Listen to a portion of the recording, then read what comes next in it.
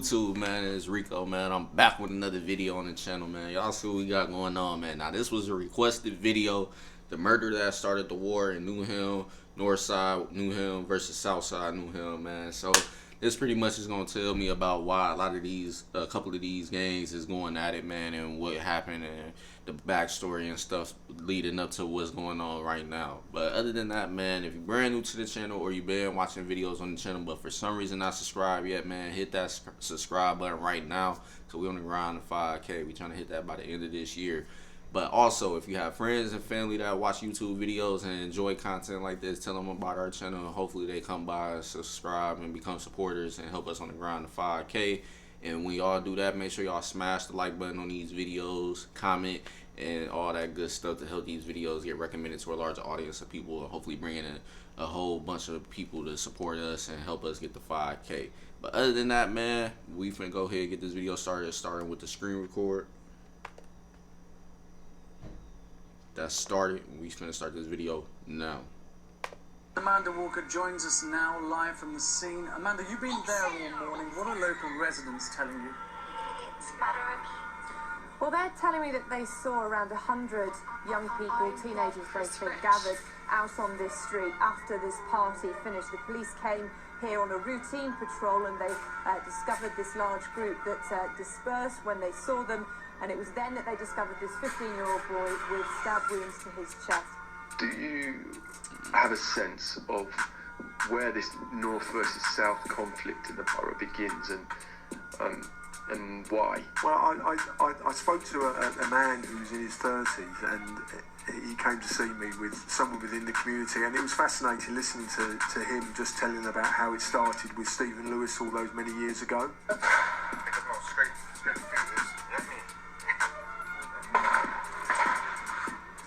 Perceived as a violent person on these streets in East London, in Newham. So if you're in East London and you don't know me, then you're playing yourself. I'm perceived as violent as it gets out here. Could be the devil and that, yeah. It's just another name for me, innit? Devil. And my uncles are all involved in the gangs, everything, man. They've all been through the gang stuff. Like, all I know is that when I'm growing up, all I knew was gang, gang, gang. You know what I'm saying?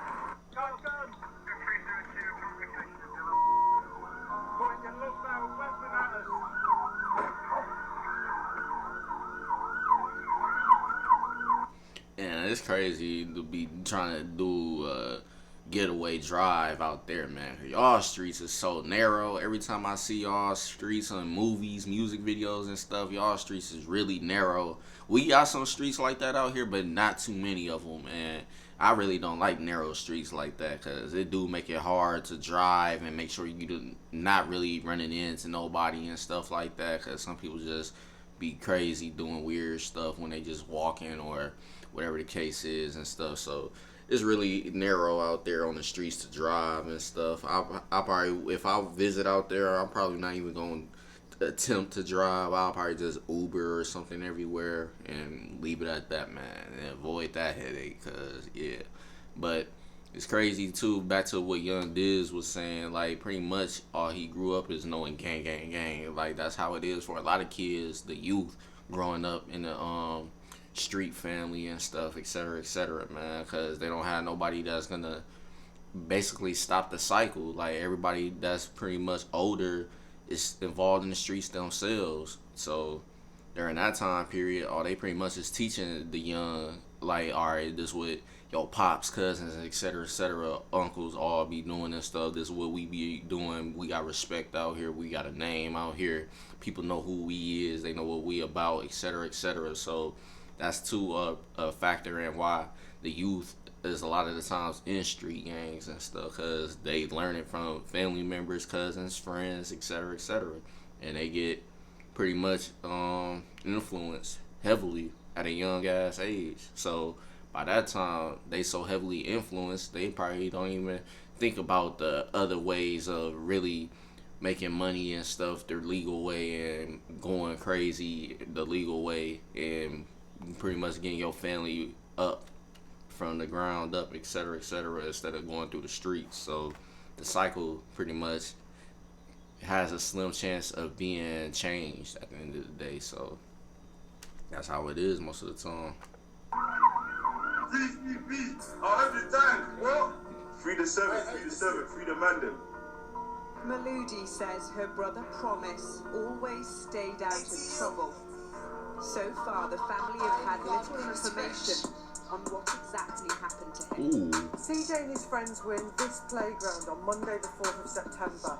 Yeah, y'all going crazy out there when y'all doing y'all little running in people, because I did see that y'all also do that too, because they always been saying guns is kind of hard for really to have out there, no matter even if you not a felon, etc., but it's more harder to really be able to own a gun out there. Pretty much at the end of the day, you always got to get it the illegal way. So once you get it the illegal way, you already pretty much a walking charge right there, because police, they arrest you when they find out you got a gun.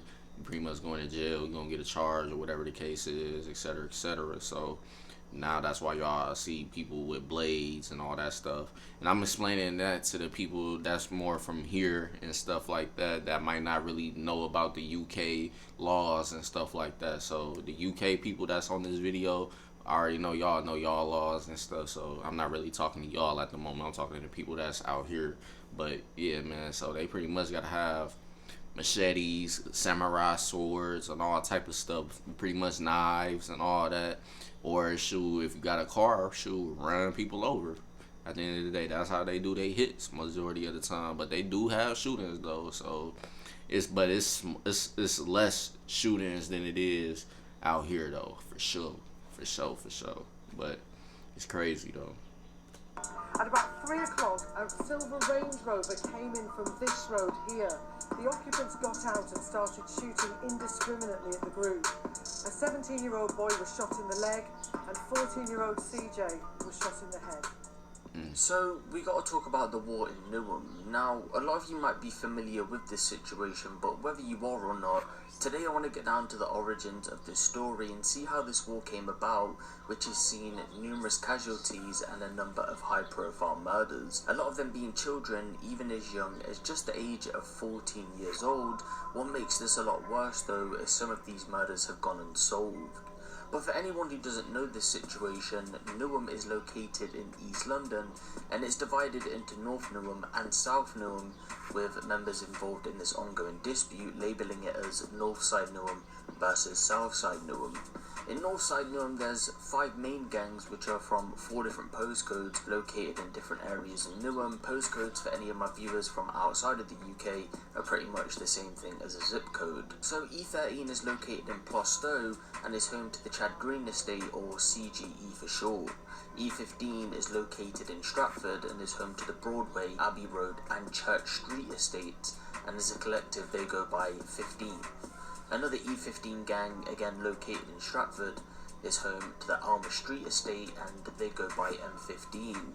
E12 is located in Manor Park and is home to the Little Ilford estate and they go by Manor Park. And finally we have E7, which is located in Forest Gate, and this is home to both the Woodgrange and Blackwater Close estates, and they would go as the 7th. The Woodgrange area has also been dubbed Gaza, which is supposed to be a comparison to the Gaza Strip in the Middle East. The reason for the nickname is likely due to how much violence has occurred there over the years. There's also other gangs that have alliances to Northside Newham, but for context of the video, I'll be leaving them out. So to recap, Northside Newham is made up of primarily 5 separate gangs, that being CGE, 15th, M15, Manor Park and 7th. Now, I'm not going to label every rapper from Northside Newham, and the same will go for Southside Newham because there's quite a few of them, but some notable artists from Northside Newham would be CB, YCB, Yanko, Whoosh, Broad Day, S13 and J Hus. So a lot of you might not be aware of J Hus's involvement in the war, but if you didn't know, an incident occurred back in 2015 that is definitely notable. There is other situations as well, but I'd say the incident that happened in 2015 is definitely the most notable out of everything that's been documented. Here he was stabbed 5 times by a rival gang member and was hospitalised. And as you can see here, he's drawing up a C with a gun finger in reference to his rivals in Southside Newham. We'll take a look into that story another time though, because today we'll be looking at the origins of the war.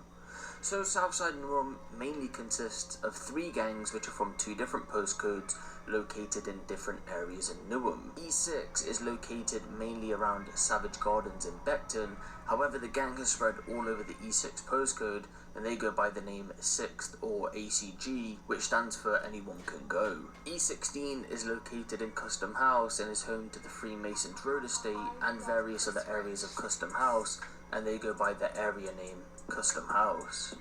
E16 is also located in Canning Town and is home to several estates which all go by the name CT, which is short for the area name Canning Town. There are also other gangs that have alliances to Southside Newham, but again for context I'll be leaving them out of this video. So to recap, Southside Newham is made primarily of 3 separate gangs, that being 6th or ACG, Custom House and CT or Canning Town.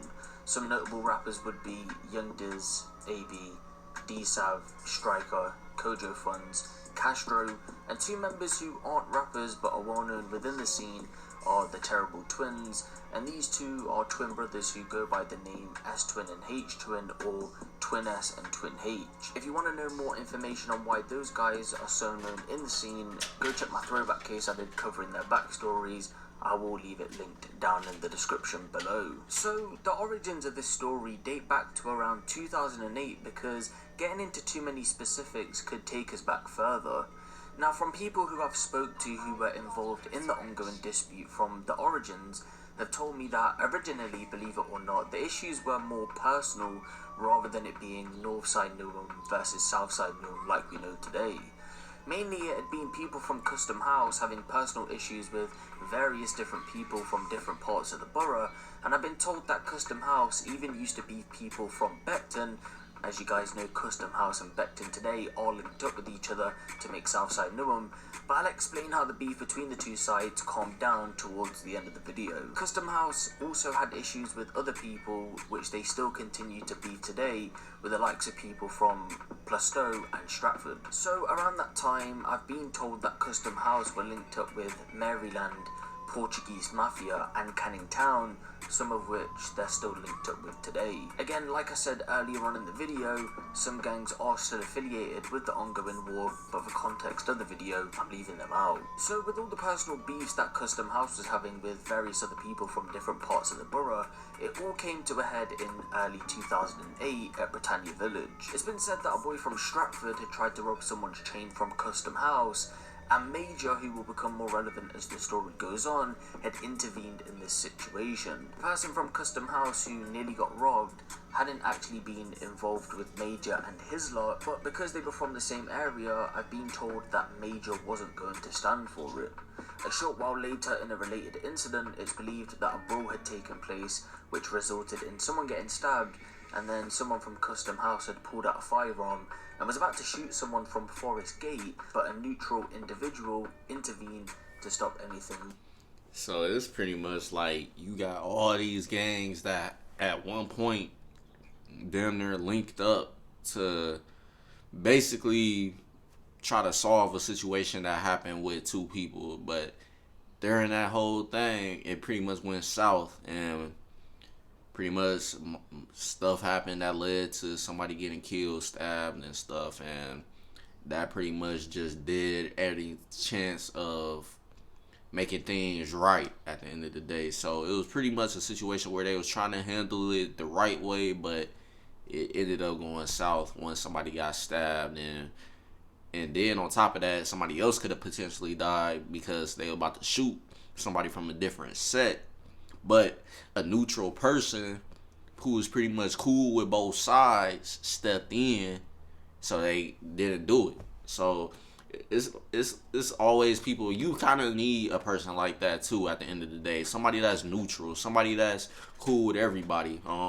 There's not too many of those type of people around, but those are very rare people that you really do need, especially in situations like that. Because somebody that's neutral and that's respected from both sides or whoever all involved in the situation, they gonna try to be cool and don't let anything escalate because they already know that person pretty much is cool with everybody. So it's like once that person steps in the situation, pretty much we all got to try to basically hear him out and go from there. Like he really is a neutral person at the end of the day, so it ain't like he gonna tell us any wrong. It ain't like he gonna try to benefit one side more than the other. So it's pretty much he trying to bring everything to an equal standing ground at the end of the day. So you need people like that, because that could definitely help stop a potential problem from happening between gangs and stuff that would escalate further than it really need to. So you always need somebody like that. But at the end of the day, still somebody already got killed though. So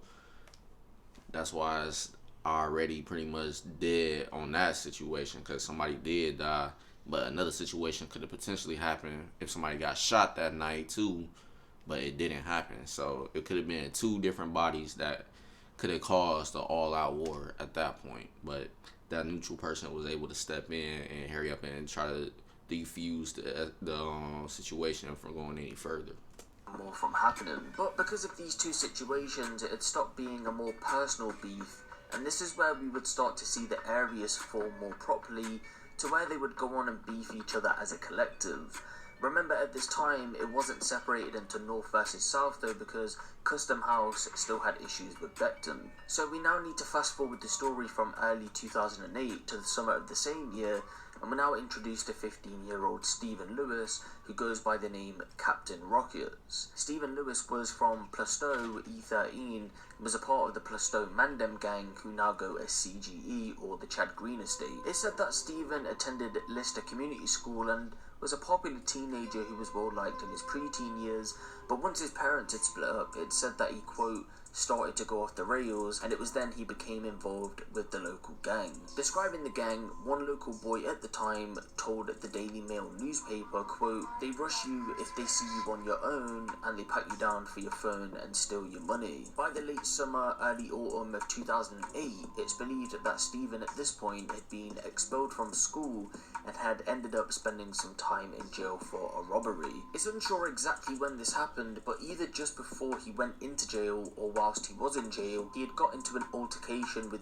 either Canning Town or Custom House gang members and had actually been stabbed in the buttocks. Upon getting released from jail at some point in 2008, Newham Council would actually place Stephen in a care home in Blackpool to move him away from Newham. In January of 2009 though, he had run away and returned to Plaistow. But because of this exact event, what would take place over the following weeks would change the shape of Newham for the years that followed, which is still continuing up until today. So the timeline is still in January of 2009, and according... And that's the thing too, something that happens years ago to somebody that pretty much was really cared about from whatever gang, it 9 times out of 10 plays a role in a lot of those gangs that has a long going history of beefing with each other, because once that person was killed, whatever, etc., now that just sparks damn near a lifetime of war between the two sets and whoever decides to get involved. Because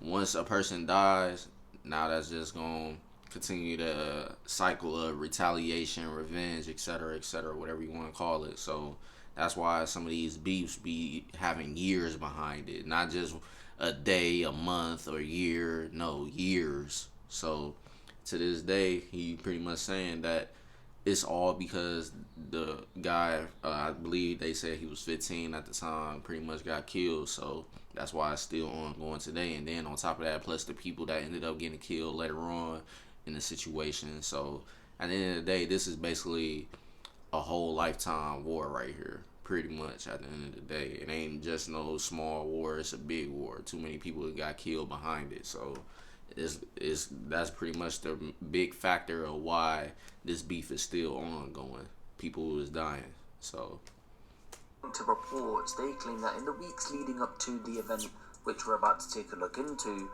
the Plaistow Mandem, now known as CGE, had made trips to their rival territories, what we would now call Turin Op Block. It's believed that they had beat and stabbed rival gang members from Custom House. On the 23rd of January 2009, reports claim that 2 teenagers were shot and 3 others were stabbed during gang battles that had been prearranged. They don't claim who was injured from each gang, but again, it's believed that the issues had came from beef between Custom House and the Plaistow Mandem. The following day, on the 24th of January 2009, One World Foundation Africa, which is a charity dedicated to helping young people escape from a life of poverty and crime, had held an event at St Ked's Hall on Foster Road in Plaistow. It was being labelled as a back-to-school charity disco that was supposed to run all night, and there had been around 400 youths at the party, but at around 10 PM a group of boys tried to force their way into the hall, and so the organisers decided to close early and they called the police. It's hard to pinpoint exactly what happened next, but all we do know is that as the flow of people had been leaving the party, according to one witness, they claimed that Stephen had been surrounded by a group of 10 to 15 boys in the street, was pushed against railings, punched twice in the head before eventually going on to be stabbed twice, once in the abdomen and then once in the chest, which penetrated his heart. It's then thought that Stephen had run to nearby Whitwell Road, where he eventually collapsed due to his injuries. Stephen's 16-year-old sister and 13-year-old brother had been attending this anti-knife crime charity party, but from what I can find in reports, I don't believe they seen the actual stabbing itself.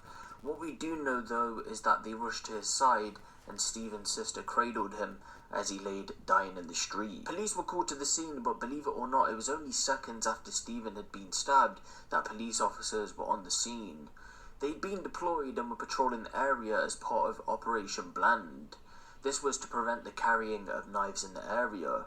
Paramedics arrived a short while later and Stephen was rushed to nearby Royal London Hospital, but ultimately less than an hour later he would sadly go on to lose his life. But at first it seemed as if this investigation was going to be a tough one, because although there was hundreds of people at this party, no one came forward and told police what happened. The following morning though, 16-year-old Chris Mazakula, aka Major, and 17-year-old Risasi Nimbi were arrested and eventually charged in connection with this incident.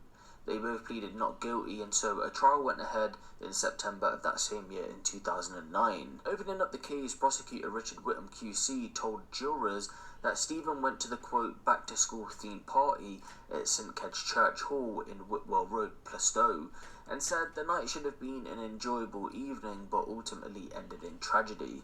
A small timeline of events was laid out to the court, which we've already been over. In a bit more detail though, the prosecution said that Stephen's sister's friend had gave evidence which stated that Major had tried to gate crash the party, which led to it being shut down, and she heard him say clearly, "I've got the ting and I'm gonna use it." Eventually though, as crowds were dispersing, this is where Stephen had been set up on, and shouts of "shank" were heard by a local resident as he was attacked. The prosecution added some people appeared to be filming the event on their mobile phone. The court was also told of multiple knives being located at the scene, but from what I can see in reports, I don't believe any of these were the murder weapon. The prosecution said that the case isn't that this was an organised attack between gang members in what's sometimes referred to as a postcode war, although it may have something to do with adolescent identification with different areas. In court, it was heard that a youth worker who had been supervising the event claims that she saw Major with his friends at a takeaway half an hour after the incident, saying that he had stabbed Stephen. The prosecution would read out her testimony, which says, quote, "When she tried to talk to the group at the chicken shop, he, in reference to Major, shouted out, 'I did the stabbing,' or 'I did the murder.' But at the time, the youth worker said she didn't take that as an admission, as he was still near the scene, and also because she knew Major, she knew he joked about stuff all the time, and that's why she didn't initially report that to police. Another youth worker who was with her, though, would go on to contradict this statement, and she told the court that she never heard Major say anything. Stephen's friend had gave evidence in court and wasn't named because of his age. He said that Stephen had been threatened to be stabbed during a confrontation a couple of weeks prior to the murder by Major, who was currently on trial. The witness said that Stephen had told him that he had beef with Major, who had a knife, and wanted to, quote, "shank him." The witness claims that Stephen said on that occasion he suggested they should simply have a one-on-one fight without weapons, and said he was going to have a fight with Major, but the report doesn't continue with what allegedly happened during this confrontation. On the night of the murder, Stephen's friend, who was giving evidence in court, said that he saw Risasi stab Stephen after he lunged at him and hit him twice in the chest. In a bit more detail, he said he saw Major and another youth, who was eventually cleared due to lack of evidence, attacking Stephen. He says Stephen was hit about 3 times. Stephen, according to his friend, got mad and everyone stepped back. He then ran around the corner and dropped to the ground. His friend told jurors he felt guilty for not being able to protect Stephen and said, quote, "I did my best to help him." Alex Lewis QC defended. And that's the thing, man. Like, you might want to have a one-on-one with somebody that you have a problems with, but at the end of the day, I don't care what nobody say. It's always gonna be a group of people or that one or two people that's on a person's side, and they just gonna jump in regardless of what's going on. They don't care if the other person want to have a one-on-one, none of that. They just know that they friend about to go ahead pretty much fight somebody, and they gonna step in. Because at the end of the day, nobody really is just gonna sit by and potentially watch their friend get beat up by somebody else and stuff like that. Some people actually gonna step in and be like, man, I ain't finna let my bro go out like that type shit. Like, motherfuckers gonna ride. It's basically no matter what. So it is what it is. In a situation like that, people don't really care for one-on-ones no more. That's why it's always gonna be guns and knives and all type of stuff going on, whether it be in the US or the UK. That's anywhere. Because at the end of the day, once you see your friend getting ready to go to war, you ain't even gonna hesitate, because you don't know what that other group or person might have up his sleeve. You never know. That could potentially change the whole situation from a one-on-one to now it's a jump in, etc., etc. People don't want to take a risk and try to assume that it's just gonna be a one-on-one. They always gonna be assuming that the worst of the worst could happen. So in this case, pretty much the worst of the worst did happen and didn't end up being a one-on-one like Steven wanted. So that's how I look at it. Defending Rasasi said, "You say it was Rasasi who stabbed Stephen Lewis, but I suggest you've assumed that, fueled by speculation and rumour." The witness responded, "How do you know what happened? You weren't there." The defence also claimed that Stephen had been involved in a robbery of a 14-year-old boy on the day of the murder, and as a result of this, another boy had made a threat against Stephen Lewis. So what they were trying to say is that this 14-year-old boy and his people had a motive to attack Stephen. In court, it was heard that both Major and Rasasi had claimed that Stephen had tried to stab them outside of the party, but denied attacking him, with Rasasi claiming that he was being blamed by other youths for the murder. In regards to Major, all we know is that he said he never had issues with Stephen and denied stabbing anyone. He also denied being part of a gang, but said some people might label him as a gang member because of where he was from. He did go on to say that he was in a music group called Down and Dirty and was an MC though. One of the witnesses from the scene had also gave evidence and claimed that Major had been one of the people involved in the stabbing. In the testimony, she gave a description of Major that could have fit multiple people, and she also gave a wrong account about his headwear and height. She would go on to say that the person she described was Major, who was on trial, but in cross-examination she revealed she didn't actually know who Major was, but had been told by someone who was with her that one of the boys in the groups was Major. After a month-long trial at the Old Bailey though, both Major and Rasasi were found guilty. Major was found guilty on the murder charge, while Rasasi was found guilty on the lesser charge of manslaughter. Police had to be called on this day due to the rival gangs clashing with each other outside of the Old Bailey. The judge ordered Major's government name to be revealed because of course he was under the age of 18 at this point, and he was then handed a 17-year prison sentence for his role in the murder. And Rasasi had been handed an 8-year prison sentence for his role in the attack. So they both get prison sentences, but what happens after they get sent to prison, you might be asking yourself. Well, this is where things really started to heat up, and this is where the North versus South conflict had started. Now remember how I told you that Beckton and Custom House had issues with each other? Well, according to people who I've spoken to about this situation, they've told me that because no bodies were dropped between both sides, and Major having calmed the beef down in jail, the two joined together along with Canning Town to form Southside Newham because they all had common enemies. Since the Northside versus Southside conflict began back in 2009, there's been multiple murders and more than likely hundreds of stabbings and shootings, both fatal and non-fatal.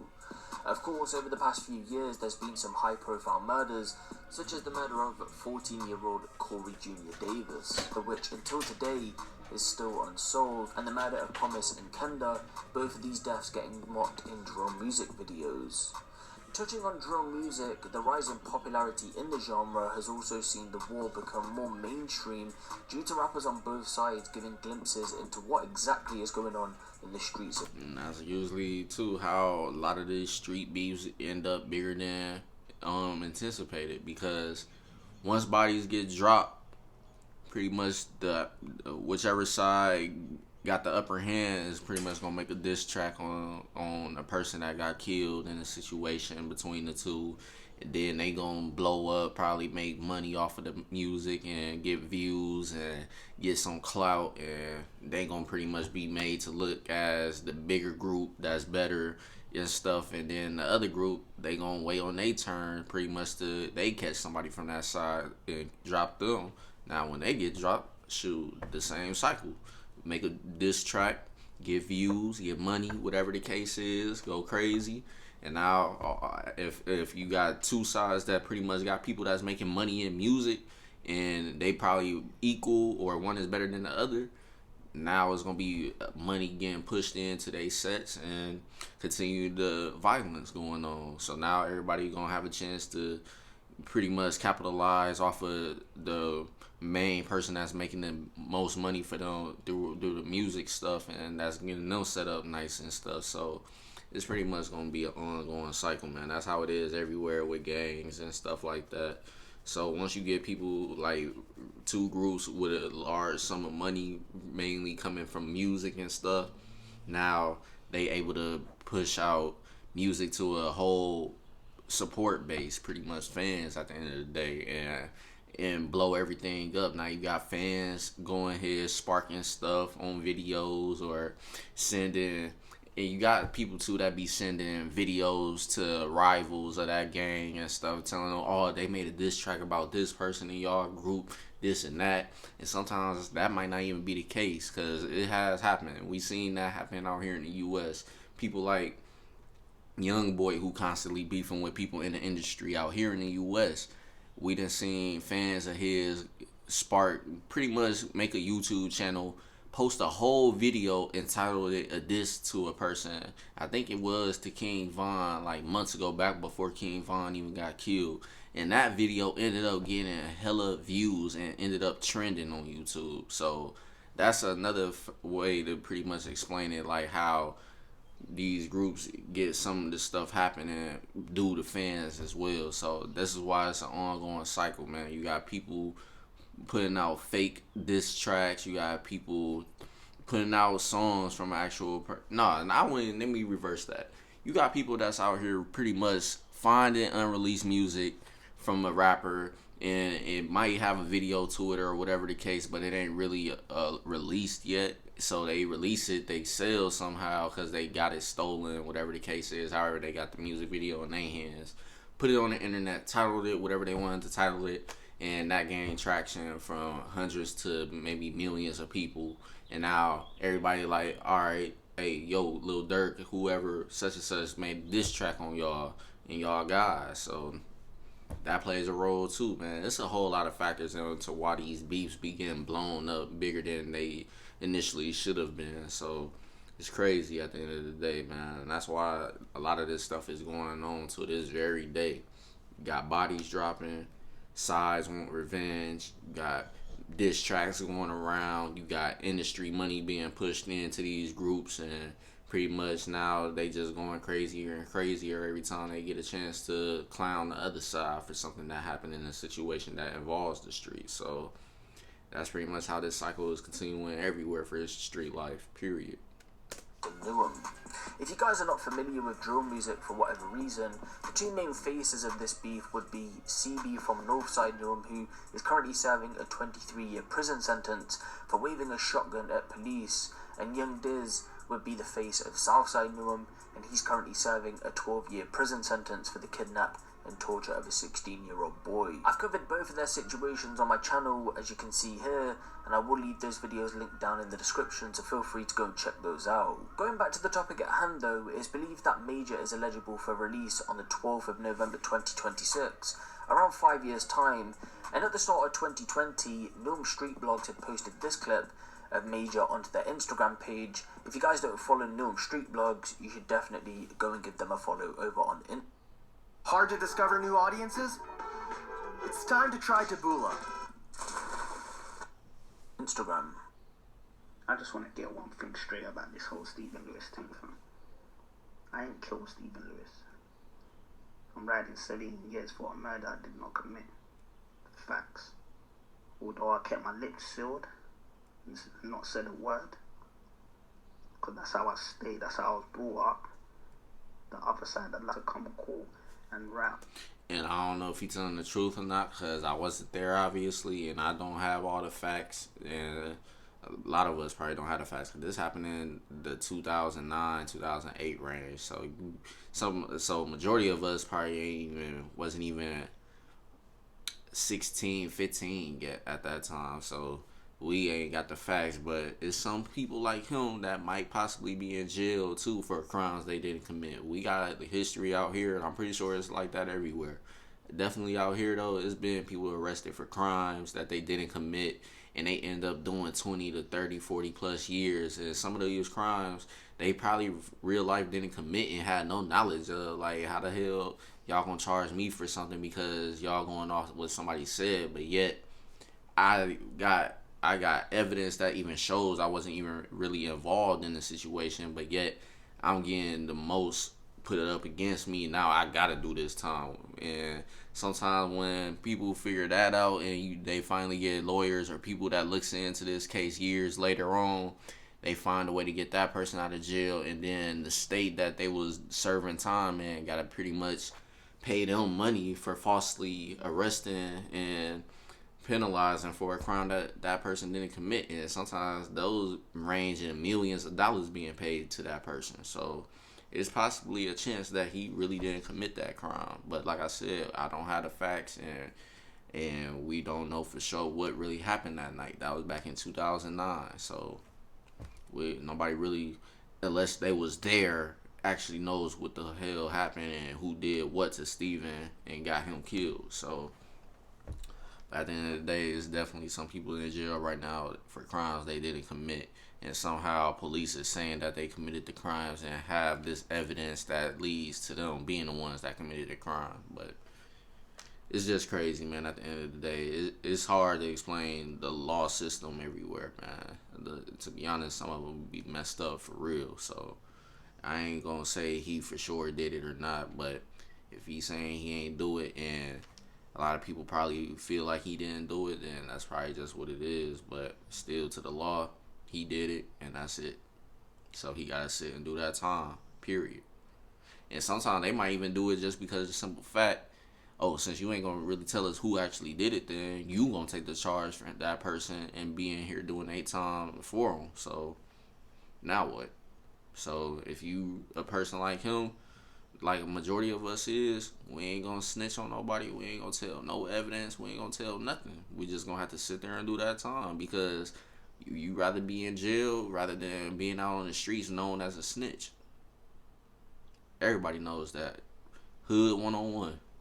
Don't ever be known in the streets or anywhere at all as a snitch, because once you get found out to be a snitch, people gonna want to do something to you, because now they feel like you probably are a person that got a person that they know or care for locked up in jail doing time and stuff away from their family, etc., kids and all. So once you get known as a snitch, that's a bad reputation, and anything can happen to you at that point. You can get killed, beat up, messed up for the rest of your life, all types of things. So never want to be known as a snitch. It is what it is. I'm being told bare things like what they think I don't know, like 30 men were accompanying this rap. You lot a bunch of vermins, fam. You man think you can talk like you're official now. You lot are not official. Man were real steppers. You think I'll be in jail like? You man would have delivered street justice. How you man supporting a man that who took a coward's way out? Man, that's mad, fam. What type of justice are you delivering to Stephen Lewis's family, man? Huh? That's crazy, fam. I feel like I'm new in skateboard right now. Yeah, and why I say that is, it's easy to blame the man that he's mashing the most works at the time. Come on, was violating the borough. Like, let's get it right, fam. Like, the custom house boys were violating Newham Borough. It's not a joke, fam. Like, they know, fam. Mid northeast, they know what time it was, fam. Yeah?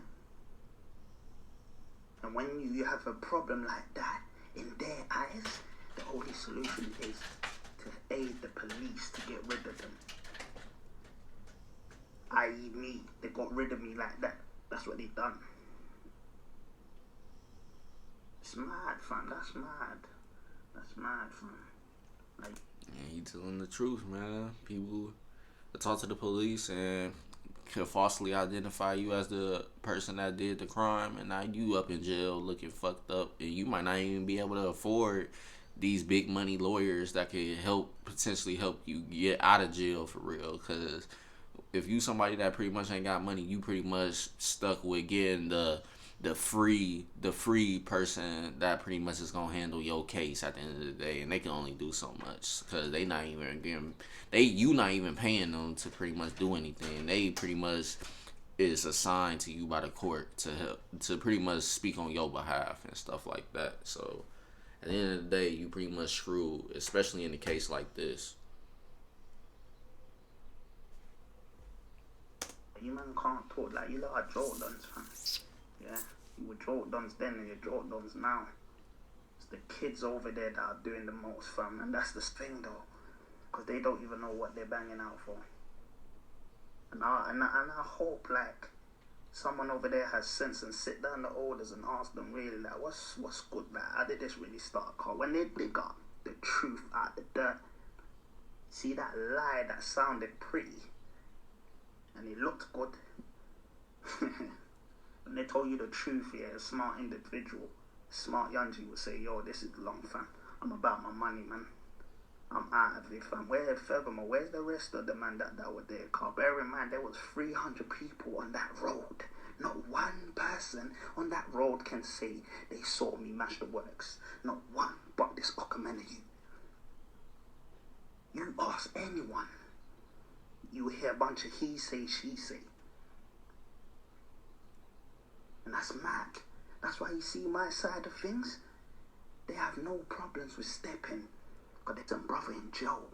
Are you lot crazy, fam? Man's gonna bring it to you until my man's out, fam. Yeah? So what I'm basically summing up everything he's saying right now is pretty much he got guys that's doing stuff outside of jail for him because they the ones that really know, like, if he didn't do the crime that they trying to pretty much accuse him of doing this stuff. And then you got people on that other side that's talking shit and probably dissing him bad and pretty much dissing him and everybody else that's around him and stuff. So that makes people want to do something to those people and stuff. So that plays a factor in the beef as well, and why gangs are beefing with one another and stuff. So on top of that, that's pretty much clear too. It was over hundreds of people out there, and yet somehow somebody said he was the one that did it. But if you was pretty much like he said, go ask all those other people that was there who never probably got identified or anything, and the police probably don't even know who all exactly was there out of those hundreds of people, they would probably say he didn't even do it. It was somebody else. It was this person, that person, and such and such, such and such. It would have been a whole bunch of different answers going around. So majority of them still probably wouldn't even say that he was the one that actually stabbed Steven and killed him and stuff, etc., etc. So that's why he's kind of mad. But at the end of the day, he got to do time for a crime he didn't commit. But he's not going to snitch, because if you snitch, you ain't going to be respected out. You gonna have people definitely clowning you and trying to do something to you because you pretty much a snitch. So they don't want to have anything to do with you. So if you come across the wrong person that don't like snitches, have no tolerance towards snitches, they gonna try to knock him off right then and there. Period. 3. He's pretty much saying too, it's a whole bunch of new guys, because like I said, 2009, 2008. Majority of us probably weren't even 15, 16 yet. He was already 15, 16, 17 or whatever. I forgot what age they said he was around that time. So he's pretty much a grown man right now. He probably like, what, close to 30 right now. And he doing a prison sentence, I think, of what, 17 years. So pretty much 16, 17 from that time on, yeah, he close to 30 or about 30 right now. So he's pretty much saying, if you ask the newer guys coming in, how did the whole beef start between their gang and another gang, they probably not even gonna know the for sure reason why. They probably just gonna say, all I know is this dude was said to have killed Steven, such and such, whatever the case is, and we pretty much riding for Steven, even though we didn't know him around that time. We knew, but the people we around obviously know him and stuff, and we going based off what they tell us, so we a part of it, period. We all in the gang for a reason, so we a part of the situation now. We pretty much allies and stuff. That's why we in the gang together. That's why we doing what we do. We dissing and talking shit about anybody and everybody that's against us, period. And they just gonna go based off the information that was told to them by their own. They ain't after that, they don't care.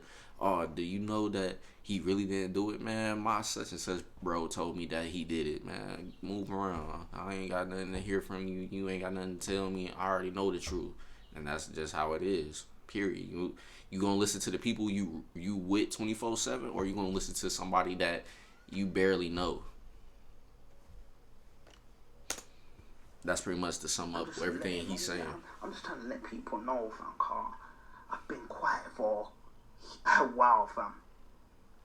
And that was allowing people to think things and speculate and have opinions and say things and act like you know things. You don't know nothing.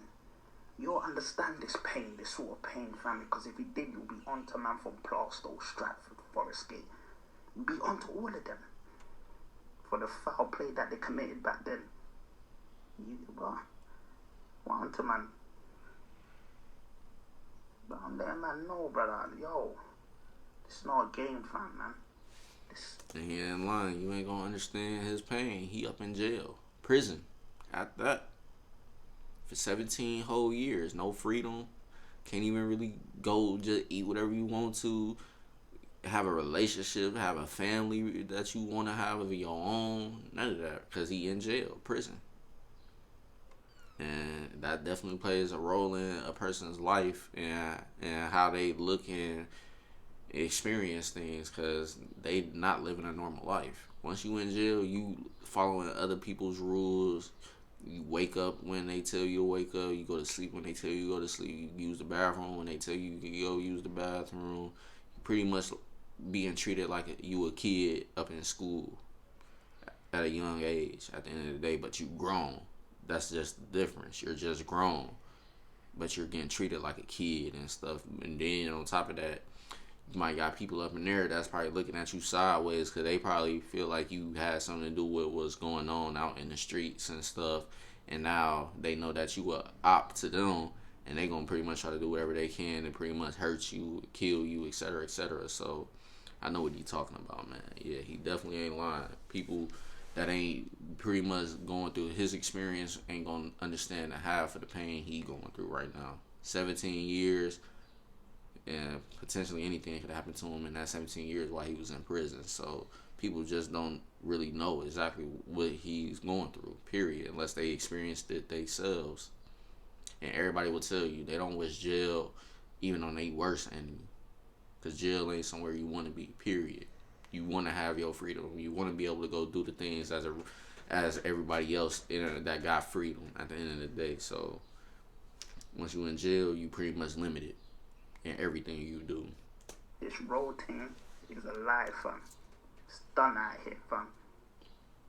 I want these kids to wake up quick before it's too late. We can only hope that one day Newham can become united. And pretty much by that, he meaning like he don't want them to end up getting pretty much messed up in a situation they don't know nothing about.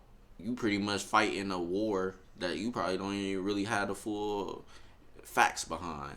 And you pretty much getting killed over something you really don't have the answers to. So I feel like that's pretty much what he's saying. Like, wake up. Like, you fighting a war that you don't even know why. Like, you don't even know the full facts behind what's going on for y'all to be in that war, period. You just out there fighting. That's pretty much all he's saying. But the war's been ongoing for over a decade at this point, and looking at recent events that have happened only over the past year or so, with the likes of NHS worker David Gomer getting murdered in the case of an alleged unprovoked attack by a gang looking for rival gang members, it doesn't look like that's going to stop any time, but we can hope that at some point this war can die down and people can come together. Again, this video is for educational purposes and isn't to glorify anything which I've spoken about. It's just so people are aware of the... In fact, I always say that I react to these videos not because I want to hype it up or praise and stuff like that. I watch these videos just for informational purposes only, educational purposes only, learning about what's going on, learning why this side of people is beefing with this side of people and stuff, and the backstory is pretty much of what's going on, and so that ties them all together. So at the end of the day, avoid the streets at all costs, go the right way, go crazy in a sport or something, go professional.